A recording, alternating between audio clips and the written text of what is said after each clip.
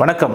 இந்த special intensive revision அப்படின்னு சொல்லப்படக்கூடிய இந்த எஸ்ஐஆர் அதை பற்றி அவேர்னஸ் கொடுக்கக்கூடிய வகையில் பெரிய அணில், அதாவது நம்ம ஆக்டர் விஜய், பொலிட்டீஷியன் விஜய், பனையூரிலே உட்காந்துக்கிட்டு முதல்வராயிடுவேன் அப்படின்னு கனவு கண்டு கொண்டு இருக்கிற விஜய், ஜனநாயகன் படத்தினுடைய ஷூட்டிங்கை நடத்திட்டு அதனுடைய ப்ரொமோஷனில் தீவிரமாக இறங்கி இருக்கக்கூடிய விஜய் இப்படி ஒரு அவேர்னஸ் வீடியோவையும் சைட்டில் உருவாக்கி இருக்கிறார். சினிமா இண்டஸ்ட்ரியிலேயே ரொம்ப பிஸியான நபராக இருக்கக்கூடிய விஜய் தன்னுடைய நேரத்தை ஒதுக்கி ஃப்ரீலான்சராக கொஞ்சம் அப்பப்போ இந்த மாதிரி அரசியல் கருத்துக்கள்லாம் அள்ளி தூவுகிற கொஞ்சம் பார்ட் டைம் வேலைகள்லாம் செய்யக்கூடிய வேலைகளும் பண்ணிகிட்டு இருக்காரு.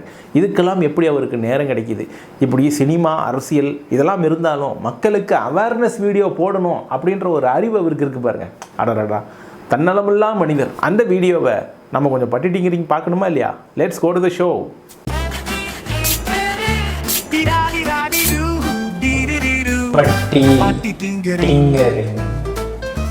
தமிழ்நாட்டில் இருக்கிற நம்ம யாருக்குமே ஓட்டு போடுற உரிமையே இல்லைன்னு சொன்னா நம்புவீங்களா? நான் நீங்க உட்பட யாருக்குமே அது நான் பயமுறுத்துறேன்னு நினைக்காதீங்க, அதுதான் நிஜமும் கூட. என்ன சொல்லுகிறார் விஜய்? அதாவது எஸ்ஐஆர், அதில் இருக்கக்கூடிய சிக்கல், இப்படி பல விஷயங்களை மக்கள்கிட்ட புரிய வைக்கணும் அப்படின்னு ஒரு பேராசிரியரை போல, எப்படி ஒரு பேராசிரியரை போல அதை விளக்க முயற்சி செய்கிறார். Professor, is he a professor? No, I said he's like a professor. கொஞ்சம் ஏமாந்தா நம்மள மாதிரியே இன்னும் லட்சக்கணக்கான பேருக்கும் இதே நிலைமை. ஓட்டு போடுற அந்த உரிமையே இல்லாத மாதிரி ஒரு நிலைமை வந்தாலும் வரலாம். இதுக்கு மெயின் ரீசன் அந்த எஸ்ஐஆர், ஸ்பெஷல் இன்டென்சிவ் ரிவிஷன். அடடா, எவ்வளோ அருமையாக பேசுகிறீங்க. உங்களை போய் என்னென்னமோ பேசுகிறாங்க, தற்கொலை அது இதுன்னுக்கலாம். அதெல்லாம் நீங்கள் நம்பாதீங்க. நல்ல ஸ்டைலாக கெத்தாக பேசுங்க. ஒரு கண்ணாடி மாட்டிட்டு ஜாலியாக பேசுங்களேன்.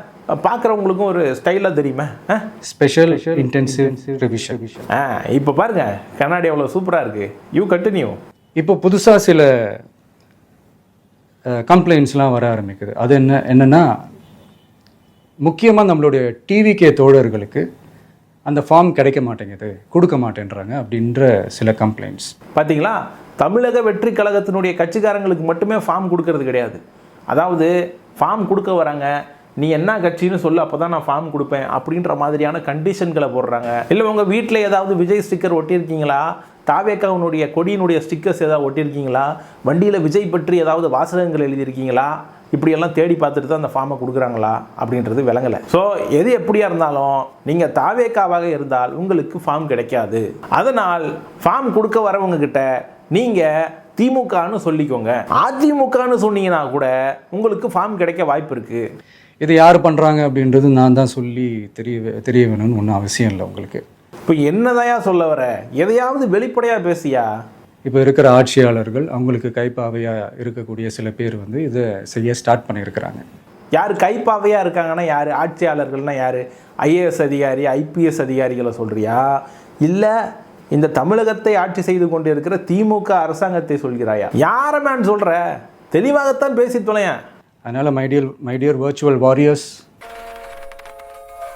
Yes, how can we help you? இதை சாதாரணமாக எடுத்துக்காதீங்க. இது எல்லாருக்குமே அந்த ஃபார்ம் போய் ரீச் ஆகணும். இதில் ரொம்ப உறுதியாக இருங்க. அதையும் மீறி உங்களுக்கு அந்த ஃபார்ம் கிடைக்கலன்னா இருக்கவே இருக்கும் ஆன்லைன். தேர்தல் ஆணையம் அந்த வெப்சைட்டில் போய் அந்த ஃபார்மை டவுன்லோட் பண்ணி நீங்கள் ஃபில்அப் பண்ணி சப்மிட் பண்ணலாம். இதுக்கு முன்னாடி ஒன்று சொன்னீங்களே, என்ன சொன்னீங்க? டிவிகே தோழர்களுக்கு அந்த ஃபார்ம் கிடைக்க மாட்டேங்குது, கொடுக்க மாட்டேன்றாங்க அப்படின்ற சில கம்ப்ளைண்ட்ஸ். அதையும் மீறி உங்களுக்கு அந்த ஃபார்ம் கிடைக்கலன்னா இருக்கவே இருக்கும் ஆன்லைன். நான் உங்களை ஏதோ பெருமையாக பேசிவிட்டேன், கெத்தாக வேற பேசிவிட்டேன். கண்ணாடியெல்லாம் போட்டுக்கோங்க, ஸ்டைலாக இருக்குது அப்படின்லாம் சொல்லிட்டேன். கன்றாவியாக இருக்கும். முதல்ல கண்ணாடி கழட்டுங்க, ஏதாவது க்ளவுன் மேக்கப் போட்டுக்கோங்க, அதுதான் உங்களுக்கு பொருந்தும். கண்டினியூ. முக்கியமாக நம்மளுடைய டிவிகே தோழர்களுக்கு அந்த ஃபார்ம் கிடைக்க மாட்டேங்குது, கொடுக்க மாட்டேன்றாங்க அப்படின்ற சில கம்ப்ளைண்ட்ஸ். அண்ணா, இது அருமையாக இருக்குது, இதே கண்டினியூ பண்ணலாமே. பட் இது ஜனநாயகனில் கண்டினியூ பண்ணுங்கள், இதில் வேணாம். Remove the clown makeup, remove the sunglasses, முடிஞ்சால் அந்த வெள்ளை சட்டையை மாற்றிக்கங்க.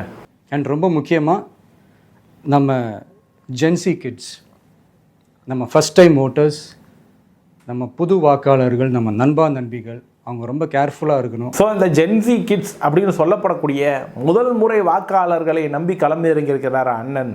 அவங்கள பொலிட்டிக்கலாக வச்சுருக்கவும் அவங்கள மேனிப்புலேட் பண்ணுறதுக்கும் பயன்படுத்தப்படுகிறார் விஜய். ஏன்னா பப்ளிக்கில் அதுங்க பேசுகிற பேச்செல்லாம் அப்படி இருக்குது. நான் ஆல்ரெடி சொன்ன மாதிரி உங்களுக்கான ஃபார்ம், அந்த ஃபார்ம் நம்பர் 6, அதை கரெக்டான டீட்டெயில்ஸோட கரெக்டான உங்கள் டாக்குமெண்ட்ஸை வச்சு அதை சப்மிட் பண்ணுங்கள். ஏன்னா வரப்போகிற தேர்தலில் நீங்கள் தான் அந்த ஜென்சி வாக்காளர்கள் தான் மிக முக்கியமான ஒரு ஃபோர்ஸ் அப்படின்றது எல்லாருக்குமே தெரிஞ்ச ஒரு விஷயம். ஸோ போகிற போக்கில் தன்னுடைய ஜென்சி ஃபாலோவர்ஸுக்கு ஒரு மெசேஜ். அதனால் உங்களை டிஸ்டர்ப் பண்ணுறதுக்கு, உங்கள் பேரை அதில் இன்க்ளூட் பண்ணாமல் செய்கிறதுக்கு என்னென்ன வேலைகள் செய்யணுமோ, என்னென்ன தில்லுமுள்ளு வேலைகள் செய்யணுமோ எல்லாமே அவங்க செய்வாங்க. இப்படி இழுத்து இழுத்து பேச வேண்டிய அவசியம் என்ன? எதை சொல்ல வந்தோமோ அதை ஸ்ட்ரைட்டாக சொல்லிடணும். திமுக தான் எங்களுக்கு எதிரி. இதுக்கு பின்னாடி எஸ்ஐஆருக்கு பின்னாடி திமுக தான் இருக்குது. என்னை தீவிரமாக ஃபாலோ செய்யக்கூடிய ஜென்சி கிட்ஸுகளே, அதாவது நீங்கள் முழுசாக எதிர்க்க வேண்டியது பாஜக கிடையாது. இங்கெல்லாம் சொல்லிக்கிட்டு இருக்கிறாங்க திமுகவும் அதனுடைய கூட்டணி கட்சிகளும் பாஜக தான் நம்மளுடைய எதிரி அப்படின்னு. அது அப்படி கிடையாது. திமுக பாஜக திமுக ரெண்டு வேறு வேறு கிடையாது. அப்போ பாஜக தான் முதல் எதிரியாக அது கிடையாது, அது செகண்டு. நமக்கு ஃபஸ்ட்டு திமுக. இது நமக்கு எல்லா திசையிலையும் எல்லா பிரச்சனைகள் கொடுத்துட்டு தானே இருக்கிறாங்க. இதுவும் சதி, சூழ்ச்சி, உங்களுடைய வளர்ச்சி பிடிக்காம யாரோ செய்கிற ஒரு சதி இல்லையா? Yes, clearly a DMK master plan. Are you sure? அது டிஃபால்ட்டாக நடந்துட்டு தான் இருக்கும், அது ஒன்றும் பண்ண முடியாது. ஸோ அந்த மாதிரி ஓட்டு போடுற விஷயத்துலேயும் அவங்க என்ன உத்தரமராக மாறவா போகிறாங்க. இப்போ நான் சில மீட்டிங்ஸ்லலாம் ரிப்பீட்டடாக ஒரு விஷயம் நான் சொல்கிறேன்ல, 2 பேருக்கு நடுவில் தான் போட்டி அப்படின்ட்டு. அது மேடைக்கு மேடை அவங்க அதை ப்ரூவ் பண்ணிகிட்டு இருக்கிறாங்க. எது எப்படியோ அண்ணனுடைய first enemy DMK. But Periyar, Anna, Kamarajar, Ambedkar எல்லாம் பேசுவார். இந்த எஸ்ஐஆர் அப்படின்றது யார் கொண்டு வந்தது? ஒன்றிய அரசு செய்யக்கூடிய வேலை. இதுக்கு துணை போகிறது யார்? எலெக்ஷன் கமிஷன் அப்படின்ற ஒரு அமைப்பு, அதாவது தன்னிச்சையாக இயங்கக்கூடிய ஒரு அமைப்பு. பாஜகவுக்கு துணை போகிறது வந்து அவங்களுக்கு தெரியவே தெரியாதான். அது ஒன்று நடந்துக்கிட்டு தான் இருக்குது. ஆனால் நம்மளுடைய முதல் எதிரி யார்? நம்மளை பொறுத்த வரைக்கும் பாஜகவை விட தீவிரமாக நம்ம திமுகவை தான் எதிர்க்கணும் அப்படின்னு இறங்கிட்டாங்க. ஸோ எஸ்ஐஆர் விஷயத்தில் திமுக தான் நமது முதல் எதிரி. ஆஸ் யூஷுவல் இந்த தடவையும் வண்டி திமுகவை நோக்கி தான் போயிருக்குது, பாஜகவை நோக்கி அல்ல. You should not go this way. You should go this way. முதல்ல இந்த ஓட்டர் ஐடி அப்படிங்கிறது இந்தியன் சிட்டிசனுக்கு மட்டுமே இருக்கக்கூடிய ஒரு டாக்குமெண்ட். இந்தியாவில் நடக்கக்கூடிய எலெக்ஷனில் நான் வாக்களிக்கணும் அப்படின்னா இந்த ஓட்டர் ஐடி அப்படின்றது ஒரு முக்கியமான டாக்குமெண்ட். அப்போது இந்தியன் சிட்டிசன்ஸ் தான் ஓட்டர் ஐடி வச்சுருப்பாங்க. இந்த டாக்குமெண்ட்டை வச்சு தான் அவங்க எலெக்ஷனில் வாக்களிப்பாங்க அப்படின்றது இவ்வளவு காலம் இருந்த நடைமுறை. பட் காலம் மாறிக்கொண்டு இருக்கிறது. நாம் பாஜக ஆட்சியில் வாழ்ந்து கொண்டு இருக்கிறோம். அப்போது நீ ஓட்டர் ஐடி வச்சுருந்தாலாம் உன்னை இந்தியன் சிட்டிசன்னு நான் அக்செப்ட் பண்ணிக்க மாட்டேன், உன்னுடைய பூர்வீகத்தை கொண்டு வா, நீ நீயே ப்ரூவ் பண்ணிக்க அப்படின்ற மாதிரி இருக்குது இந்த நடைமுறை. எனக்கு நீ ஆதார் கொடுத்துருக்குற, முக்கியமான டாக்குமெண்ட்ஸ்லாம் கொடுத்துருக்க, அதெல்லாம் நான் கணக்கிலேயே எடுத்துக்கல.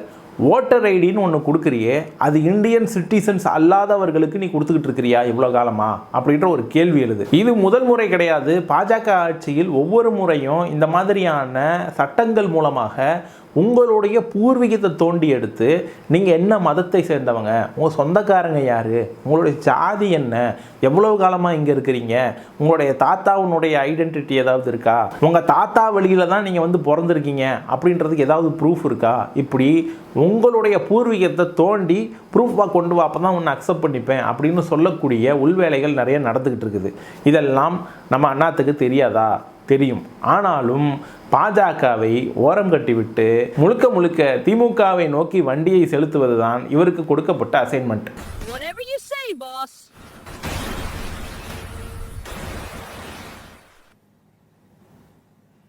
அதனால் தோழர்களே, வரப்போகிற தேர்தலில் நம்ம யாருன்னு காட்டணும். வரப்போகிற தேர்தலில் நம்ம யாருன்னு காட்டணும். நம்ம பலம் என்னன்னு காட்டணும்.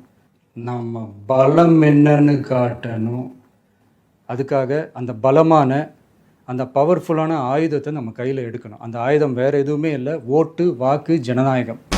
ஜனநாயகா 120 ரூபாய் டிக்கெட்டை 2000 ரூபாய்க்கு விற்போம் வா. ஜனநாயகா ஜனநாயகா. ஓட்டு, வாக்கு, ஜனநாயகம் அது இருந்தால் தான் நம்ம அந்த வெற்றியை நோக்கியே நம்மளால் பயணிக்க முடியும். தமிழ்நாடு அந்த வாக்குச்சாவடி முன்னாடி திரண்டு நிற்கணும். What is this? கூட்டம் கூடுறதுக்கு அது என்ன சர்க்கஸ் கூடாரமா? அதை பார்த்துட்டு தமிழ்நாடே தமிழக வெற்றி கழகமா இல்லை தமிழக வெற்றி கழகம் தான் தமிழ்நாடா அப்படின்ற மாதிரி இருக்கும். யார் அந்த கர்மத்தில் உங்களுக்கு எழுதி கொடுக்குறது? முதல்ல இதை எழுதி கொடுக்குறவனை மாற்றுங்கடா, கட்சி உருப்பிடும். அதை பார்த்துட்டு தமிழ்நாடே தமிழக வெற்றி கழகமா இல்லை தமிழக வெற்றி கழகம் தான் தமிழ்நாடா அப்படின்ற மாதிரி இருக்கு. இந்த டைலாக்லாம் இங்கே பேசுகிறத விட இந்த பிக் பாஸ் ஹவுஸ்னு சொல்கிறாங்க பாருங்கள், அங்கே பேசினா நல்லாயிருக்கும். பிக் பாஸ் வீடு 41ஆம் நாள் காலை 11. தமிழ்நாடே அந்த வாக்குச்சாவடி முன்னாடி திரண்டு நிற்கணும். அதை பார்த்துட்டு தமிழ்நாடே தமிழக வெற்றி கழகமா இல்லை தமிழக வெற்றி கழகம் தான் தமிழ்நாடா அப்படின்ற மாதிரி இருக்கணும். அமைதியான நதியினிலே ஓடம் ஓடம். இப்போ வாக்களிக்கிற உரிமை எனக்கு இருக்குன்னு நீ ஓட்டர் ஐடி கொடுத்துருக்குற. ஆனால் இந்த எஸ்ஐஆர் மாதிரியான ஸ்பெஷல் இன்டென்சிவ் ரிவிஷன் அப்படின்ற பேரில் நீ என்னையே வந்து ப்ரூஃப் கொண்டு வா, நீ ப்ரூவ் பண்ணு, நீ இந்தியன் சிட்டிசன் தான் அப்படின்ற மாதிரி கேட்குறீங்கன்னா இவ்வளவு காலம் என்ன பண்ணிக்கிட்டு இருந்தீங்க அப்படின்ற ஒரு கேள்வி இருக்கா இல்லையா? நான் வந்து இந்திய குடிமகன் அப்படின்னு தான் நீ வந்து ஓட்டர் ஐடி கொடுத்துருக்குற. நான் இந்திய குடிமகன் அப்படின்றது தெரிஞ்சு தான் கொடுத்துக்கிற. இப்போ நீயே வந்து என்கிட்ட ப்ரூஃப் கேட்குறீங்கன்னா நீ தான் ப்ரூஃப் கொண்டு வரணும். நான் இந்தியன் சிட்டிசன் இல்லை அப்படின்னு நீ தான் ப்ரூவ் பண்ணணும். இவன் இஸ்லாமியன், இவனுக்கு அந்த நாட்டில் இருந்து பணம் வருது, இவன் கிறிஸ்துவன், இவனுக்கு இந்த நாட்டில் இருந்து பணம் வருது, அது இல்லை அப்படின்னா இவன் வந்து போராளியாக இருக்கான் அப்படின்னா இவனுக்கு இந்த அமைப்பில் இருந்து பணம் வருது, சைனாவில் இருந்து பணம் வருது அப்படின்னு அடித்து விட வேண்டியது, அவனுக்கு நெருக்கடி கொடுக்க வேண்டியது. இதெல்லாம் பண்ணியும் மனசாரல அப்படின்னா இவன் இந்தியனே கிடையாது, இவன் பூர்வீகம் வந்து இந்தியா கிடையாது அப்படின்னு அடித்து விட வேண்டியது. பாகிஸ்தானுக்கு போ, மால்தீவ்ஸுக்கு போ, சவுதி அரேபியா போ, துபாய் போ அப்படின்னு ஒரு டிராவல் ஏஜென்சி மாதிரி பேச வேண்டியது. இப்போ அண்ணாத்த விஜய் வந்து அதெல்லாம் கேள்வி எழுப்பணும். ஆனால் அவர் அந்த ரூட்டை தேர்ந்தெடுக்கல, அவர் வேற ரூட்டை தேர்ந்தெடுத்திருக்காரு. அவருக்கு எது வசதியோ அது அவர் செய்கிறாரு, உங்களுக்கு எது வசதியோ அதை நீங்கள் பார்த்துக்கோங்க. ஆமாம், எஸ்ஐஆர் மாதிரியான வாக்காளர்களுக்கு நெருக்கடி கொடுக்கக்கூடிய இந்த மாதிரியான ஒரு ப்ராசஸ்க்கு பிஜேபியோட துணை போகிறது திமுக அரசு. ஆமாம், ஆனால் அதிமுக அப்படி கிடையாது. எப்படி கோர்ட்டில் இவங்க வழக்கு போட்டாங்க, கோர்ட்டில் நீ வழக்கு போட்ட பெரிய இதுவா அப்படின்னு பேச வேண்டியது. இப்போ கோர்ட்டில் இவங்க வழக்கு போட்டாங்க, எஸ்ஐஆர் வந்து அன்கான்ஸ்டியூஷனல் அப்படின்னு சொல்லிட்டு வழக்கு போட்டிருக்காங்க. சரி, அது விசாரிக்கிட்டோம், அது என்னமோ ஒரு முடிவு வரட்டும். இன்னொருத்தங்க இருக்காங்கல்ல, இங்கே திமுக மட்டும்தான் இருக்கா, அதிமுகன்னு ஒன்று இருக்குல்ல, எஸ்ஐஆர் ஆதரித்து வழக்கு போட்டாங்களா இல்லையா? பேசு, அதை பேசு. ஏனென்றால் எங்களுக்கும் அதிமுகவுக்கும் வாய்க்கா தகராறு கிடையாது. பாஜகவோடு கூட்டணி இல்லைன்னு தான் சொன்னோம், அதிமுகவோடு கூட்டணி இல்லைன்னு சொல்லியிருக்கோமா? போன லோக்சபா எலெக்ஷனில் அதிமுக உருட்டாத உருட்டையா நீங்கள் உருட்டிட்டீங்க. இதை கண்டுபிடிக்கிறதுக்கு சிபிஐ அதிகாரி தான் வரணுமா உங்களுக்கு? ஏன் இங்கே இருக்கிற லோக்கல் இன்ஸ்பெக்டர் வந்து கண்டுபிடிச்சா ஒத்துக்க மாட்டீங்களா? ஏன் இந்த மாதிரியான நடைமுறையெல்லாம் கொண்டு வந்து மேலும் மக்களுடைய உரிமையோ அவங்களுடைய சிட்டிசன்ஷிப்பையோ கொஷின் பண்ணக்கூடிய இந்த மாதிரியான உள்வேலைகளில் பாஜக இறங்கி இருக்குது அப்படின்ற மாதிரியான விவாதங்கள் இங்கே நிகழாமல் இருக்க, முழு பூசணிக்காயும் கொண்டு போய் சோத்துல மறைக்கிற மாதிரி இந்த விஷயத்தை திமுக மீது கை காட்டி விட்டு மேனிப்புலேட் செய்யக்கூடிய வேலையில் இறங்கி இருக்கிறார் அண்ணன் விஜய். நைஸ், கண்டினியூ பண்ணுங்க. ஆனால் இதுக்குன்னு ஒரு வெள்ளை சட்டையா, வெள்ளை சட்டையை இப்படியா வேஸ்ட் பண்ணுறது? ஸோ அதனால் மைடியர் டிவிகே தோழர்களே, மைடியர் ஜென்சி படை பலமே, உஷாராக இருங்க, கான்ஃபிடென்ட்டாக இருங்க, தெளிவாக இருங்கள், உசாரா இருக்கணும், விழிப்போடு இருங்கள், வாட்ச்மேனா இருக்கணும். பாரதியார் என்ன சொன்னார்? பாரதியார் என்ன சார் சொன்னாரு? நல்லதே நடக்கும், வெற்றி நிச்சயம். மீண்டும் சந்திக்கும் வரை நன்றி, வணக்கம். இப்படி கிறுக்குத்தனமான வேலைகளை செய்யாமல் போய் உருப்படியாக எதையாவது அரசியலை செய்யவும், இது போன்ற எண்ணற்ற அறிவொளித்தனமான பேச்சுகளை வந்து இந்த கட்சிக்காரங்க வந்து பேசுவாங்க. வர எலெக்ஷனுக்குள்ளார ஏகப்பட்ட என்டர்டெயின்மெண்ட் இருக்குது, அதனால என்டர்டெயின்மெண்ட்டுக்கு பஞ்சம் இல்லை அப்படின்றத சொல்லிக்கிறேன். இந்த ஷோ உங்களுக்கு பிடிச்சிருந்தா லைக், ஷேர், கமெண்ட், சப்ஸ்கிரைப் பண்ணுங்கள். நெக்ஸ்ட் டைம் வேறு ஒரு கண்டென்ட்டோட உங்களை சந்திக்கிறேன். நன்றி, வணக்கம்.